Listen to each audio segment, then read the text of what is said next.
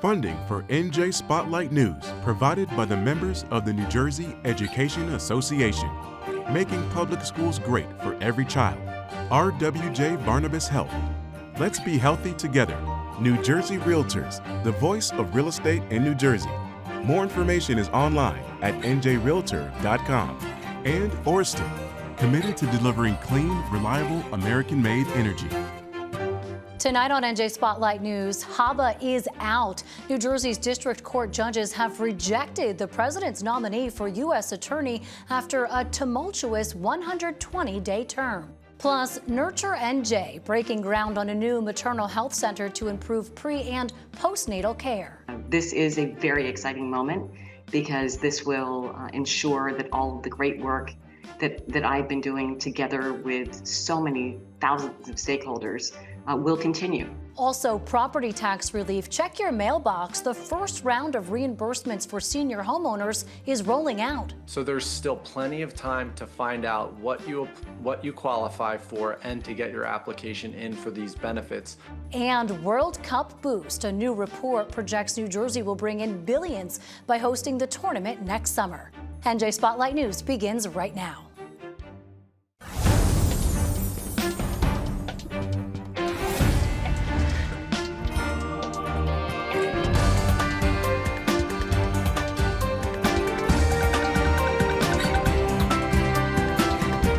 From NJPBS Studios, this is NJ Spotlight News with Brianna Venozzi.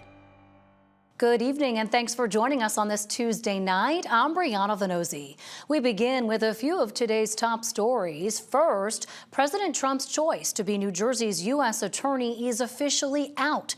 A panel of federal judges today blocked Alina Habba from staying in the job where she's served in an acting capacity for the last 120 days, and instead selected Desiree Grace, Habba's first assistant, to replace her through a rarely used power, allowing judges to vote on a candidate of their own.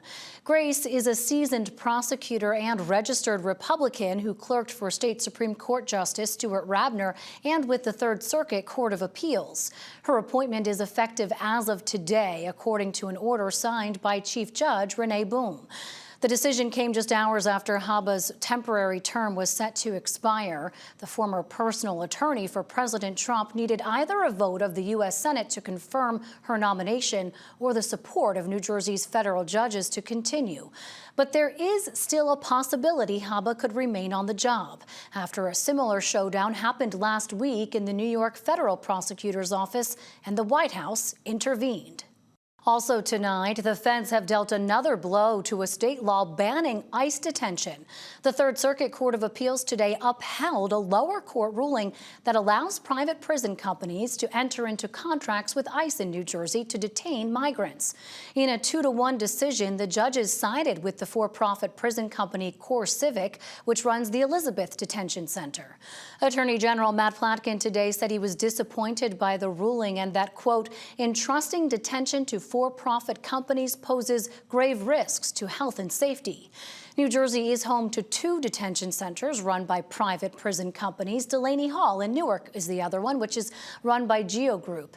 It's come under fire recently for poor living conditions that led to a riot and the escape of 4 detainees last month. Part of the law that bans state and local authorities from entering into contracts with ICE does remain in place, but the ruling comes on the heels of an announcement by the White House that it plans to house detainees at Joint Base McGuire-Dix Lakehurst to help with the ramped-up immigration crackdown. And it looks like New Jersey will be the big winner when the state hosts the 2026 FIFA World Cup final, at least financially anyway. An economic impact report released Monday projects the New Jersey and New York region will get a roughly $3.3 billion boost from holding the world's biggest sporting event. 8 matches will take place at MetLife Stadium in the Meadowlands, including the final. A deeper look at the numbers, though, shows a little less than half of the money generated is expected expected to come from labor income, people who get jobs. The rest is projected to come from spending in the regional economy, both from people who are and aren't attending the match. The report was released by the host committee, which is responsible for organizing the games, and also anticipates, get this, 1.2 million fans and tourists will roll into the area for those games, which is now less than 1 year from today. Well, First Lady Tammy Murphy got to deliver the news of the World Cup's economic impact in her role as host committee chair. She also led the administration today, breaking ground on a new maternal health facility planted right in the heart of the state's capital and part of a years-long campaign. The Maternal and Infant Health Innovation Center is the culmination of First Lady Tammy Murphy's effort to confront one of New Jersey's most urgent health crises, the racial disparities that exist for maternal and infant health outcomes among Black and brown families. Through her Nurture NJ initiative, Murphy has been working to reverse the deep inequities in care. I spoke with her earlier today about what the new center means for Trenton and why she believes the work must outlast her time in office. Madam First Lady, thank you for coming on the show. You launched Nurture NJ in 2019. Where does New Jersey stand right now in terms of the mission to improve some of those maternal mortality rates, and how does this center represent really what may be seen as the next phase in that? Yeah, thank you, Brianna. I'm really excited that we have made great progress just in terms of maternal mortality rates. We've gone from 47th in the country to 28th since 2018. We've also moved on infant mortality from 5th to 2nd. And on neonatal mortality, we've moved from 6th to 1st. But there are myriad benchmarks at this point in time. This is a very exciting moment because this will ensure that all of the great work that I've been doing together with so many thousands of stakeholders will continue. And that's really just something that makes me incredibly happy and proud. What type of services are going to be offered there that will really target some of these disparities? So the center is anchored by 3 different tenants. We have Rutgers, and particularly Rutgers School of Nursing. We have Capital Health, and we have Trenton TeamWorks. And those 3 work hand in hand to not only provide the education for the perinatal workforce training, which is so urgently needed, as well as a data collaborative, because everything we do is based on the data.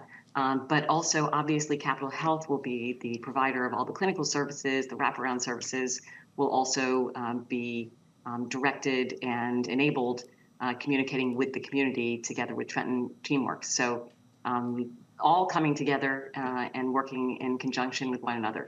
We know, obviously, Trenton proper no longer has an actual birthing hospital in the city. Will there be a place for folks to give birth in this center? So really exciting. We have a slogan in our office that says, "Not about us, without us," and that means that we pay very close attention and incorporate the community in everything we do. And we have been on the ground through the Watson Institute at Kean University for the last 3 years, interviewing thousands of people to understand what are the needs actually on the ground, as opposed to making an assumption as to what we think the needs are. The great answer here is that this center is going to be the anchor of an entire ecosystem in Trenton. We are bringing together a birthing center, a Black birthing center through Greater Mount Zion Church, which is literally next door to the center, and the Henry J. Austin Center is also nearby.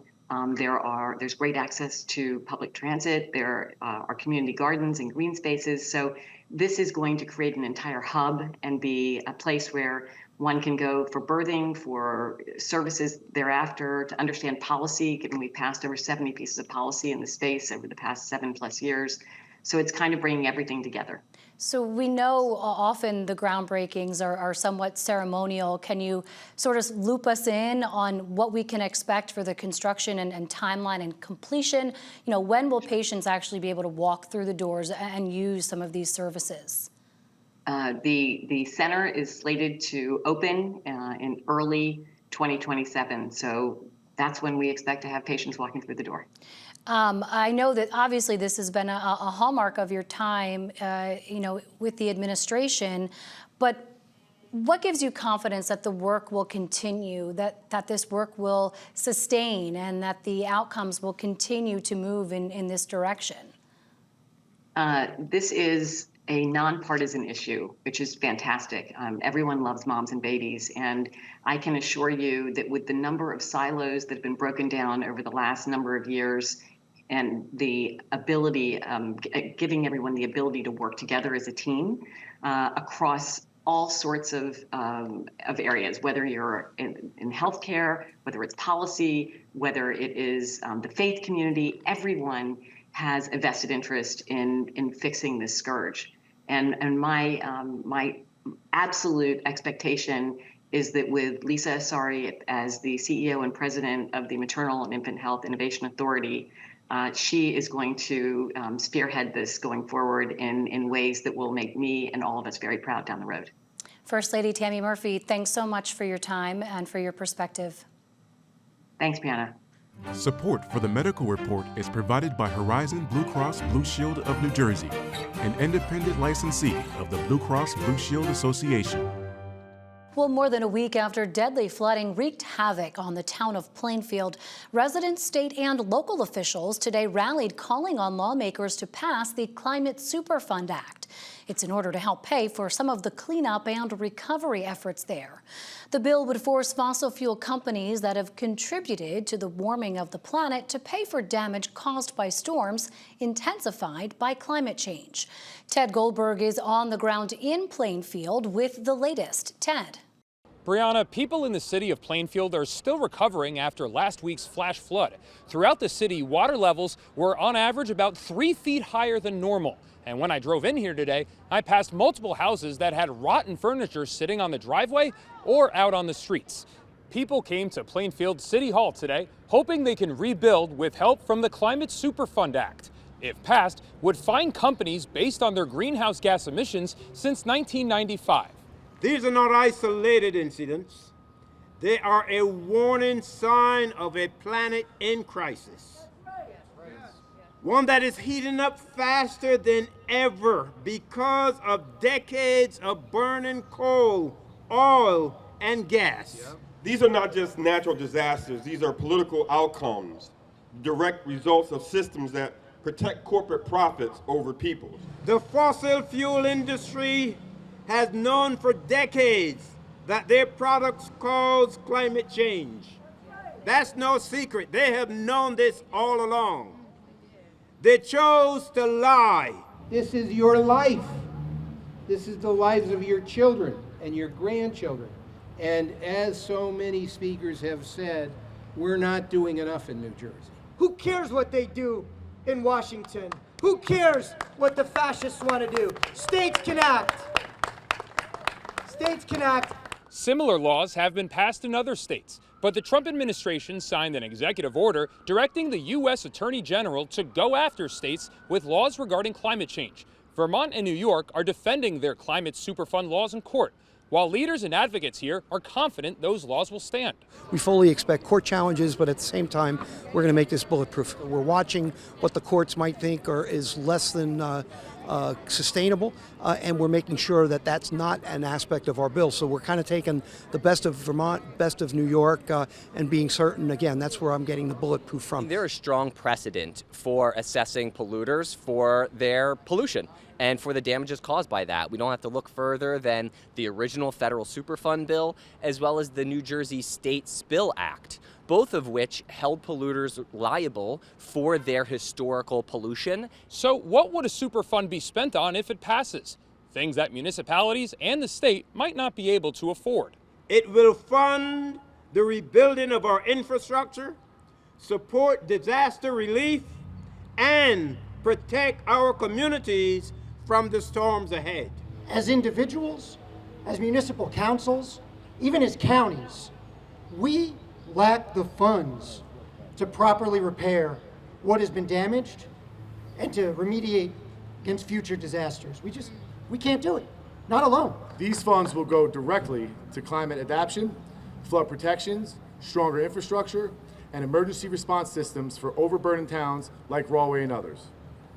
But this is not just about Rahway.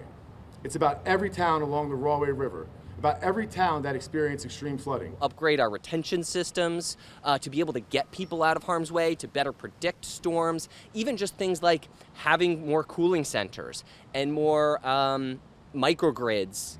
The business community has pushed back on this bill, saying it's unfair to penalize companies for doing things that have been legal over the last couple of decades. There's also been pushback from some saying that this bill will make energy prices in New Jersey more expensive. A long-standing debate that doesn't look like it's going away anytime soon. In Plainfield, I'm Ted Goldberg, NJ Spotlight News. For the first time in roughly 30 years, Jersey Shore towns won't be able to count on federal money to help pay for beach replenishment projects, which are needed to protect the sandy shores from erosion and to keep tourists coming. Local officials tell senior correspondent Brenda Flanagan they're losing tens of millions of dollars needed to do the work, and that there's a good possibility the funding won't be restored next year either. For the first time in almost 30 years, the flow of sand and dollars for beach renewal down the Jersey Shore has stopped. Army Corps projects in Ocean City, Stone Harbor, and Avalon, among others, got zeroed out by the Trump administration.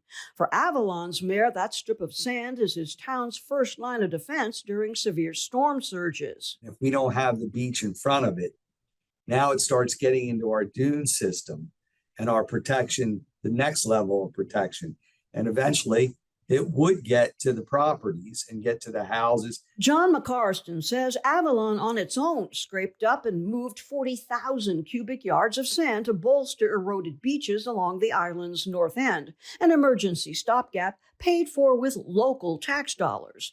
But he says Avalon needs 400,000 cubic yards, and that'll cost millions they can't afford without federal aid. So whatever our original budget projections were, they're gone. Will there be a tax increase? I would venture to say that's a darn good possibility. Even worse for shore towns, the House Appropriations Committee approved just $60 million for Jersey beach replenishment in fiscal year 2026 instead of the typical $200 million. It's part of budget cuts driven by the Trump administration that blindsided these solidly Republican towns. When you think that you have a great Republican group here that are working so diligent for the people of South Jersey, how it slipped away, no one has an answer for that right now. And hopefully it will be back. But it was something we truly never expected. It would be disastrous. Democrat Frank Pallone says New Jersey's shoreline depends on regular federally funded replenishment, averaging $100 to $200 million every year, and that erosion and property damage from severe storms would cost taxpayers even more to fix without regular renewals. This is only the first stage of what Trump and the Republicans have done to try to cut back on beach replenishment. And there are a lot of people on a bipartisan basis that will work to try to make sure this doesn't happen. Republican Congressman Jeff Van Drew, who represents these shore towns, told the Philadelphia Inquirer he's also pushing to renew beach funding in 2026. But at the same time, we're looking to make beach replenishment more sustainable. We're working on solutions to reduce the cost of replenishment and mitigate erosion. I want to believe someone made a mistake and that it's not an abandonment of our coastal communities, because that's sure how it feels. Jersey's DEP commissioner explains the federal funding stream has consistently repaired New Jersey beaches. It's cost over $3 billion since 1936. I know there are some who say chasing after the sand and putting it back is, throwing good money after bad. I understand that folks make that argument, but what we're talking about is protecting life and property and the economic vitality of one of our biggest industries, our tourism industry. So we can't just stop. You've been trying to hold a shoreline in place for 5 decades now that is trying to move. And it's just going to get harder and harder in the future. Erosion expert Robert Young claims New Jersey shore towns could charge hotel taxes to raise money for beach renewal, but Young warns trying to keep barrier islands from shifting, even as sea levels rise. It's going to get more expensive, and you're going to have to do the projects more frequently, and nor'easters are going to take that sand away faster and faster. That's just the way it is. We keep trying to build on an edge that the ocean wants to reclaim for itself. I think we're going to have to rethink that a bit, because we're not going to be able to defend everywhere if this very big historic subsidy from the federal government disappears. Coastal ecology expert Tim Dillingham agrees the day of reckoning is moving closer, with shifting political priorities up against shifting sands. I'm Brenda Flanagan, NJ Spotlight News. In our Spotlight on Business report tonight, the check is in the mail. The state's first round of property tax relief payments for seniors is on the way, according to the Treasury Department, and more payments will be processed each week. But there are several tax relief programs residents can take advantage of to put money back in their pockets. Our budget and finance writer John Reitmeyer joins us now for what seniors need to know so they don't miss out.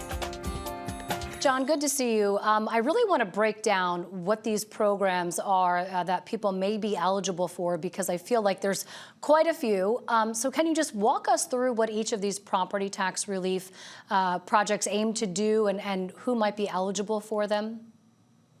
Sure, and it's good to be with you also.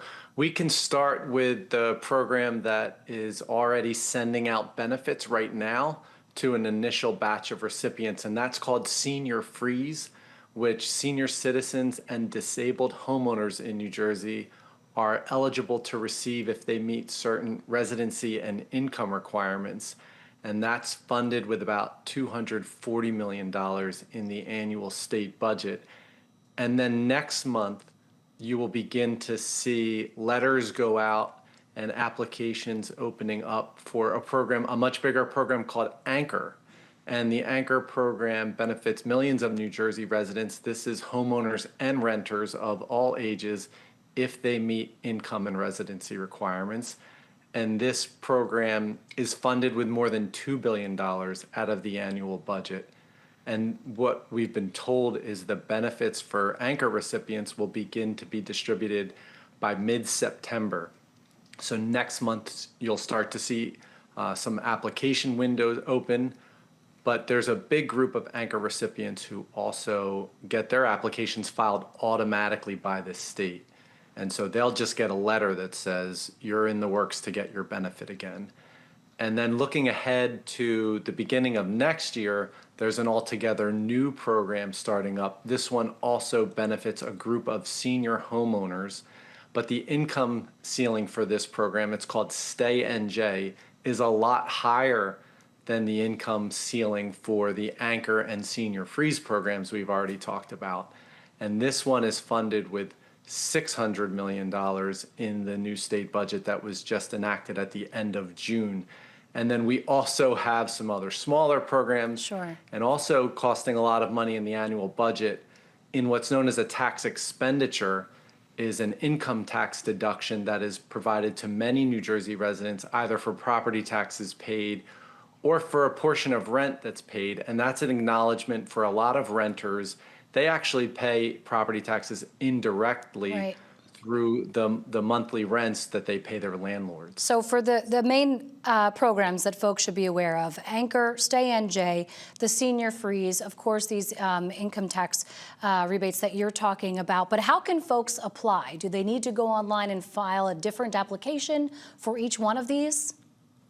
That's I think the best way to do it. The state also for some has sent out information, but some of this is changing, especially for senior and senior homeowners. And this is something that we should highlight. There's a new form that debuted earlier this year called the PAS-1 that for senior citizens in New Jersey, you can now file your application across the different relief programs in one single application. And this is something that seniors in New Jersey had complained about for a long time, that it was a very complicated process. You had different applications with different income requirements and standards, and there was an effort made to tighten this all up and create one common application. And this one is already out there. It's available online. It has also been mailed out. And for these programs for seniors, the application deadline is October 31st. So there's still plenty of time to find out what you qualify for and to get your application in for these benefits. And for something like Anchor, the senior freeze benefits for homeowners can be up to $1,750. So it's well worth your time to check in, and potentially even higher if you're one of these senior citizen homeowners who qualify for these enhanced benefits provided through what they're calling Stay NJ. Yeah, it's a good point. Potentially thousands of dollars that you can recoup. All right, you can find all of the information out about these property tax relief programs and more of John Reitmeyer's reporting on our website, njspotlightnews.org. John, thanks so much. You're welcome. Support for the Business Report is provided by the Newark Alliance presents the 2025 Halsey Fest, featuring the vibrancy of Newark's Arts and Education District and Halsey Street. Halsey, a neighborhood built on hustle and heart. The 2025 Halsey Fest schedule is available at halseynwk.com. Before we leave you tonight, we have an update on the governor's race. NJ Spotlight News has confirmed Republican nominee Jack Ciattarelli will tap Morris County Sheriff James Gannon as his pick for lieutenant governor. As first reported by NJ Globe, the 64-year-old is a decorated law enforcement officer from Democratic nominee Mikey Sherrill's district. A formal announcement is expected tomorrow, and we'll have more on the story then. For now, I'm Brianna Vannozzi. For the entire team at NJ Spotlight News, thanks for being with us. Have a great night. We'll see you right back here tomorrow. NJM Insurance Group, serving the insurance needs of residents and businesses for more than 100 years. Horizon Blue Cross Blue Shield of New Jersey, an independent licensee of the Blue Cross and Blue Shield Association, and by the PSCG Foundation.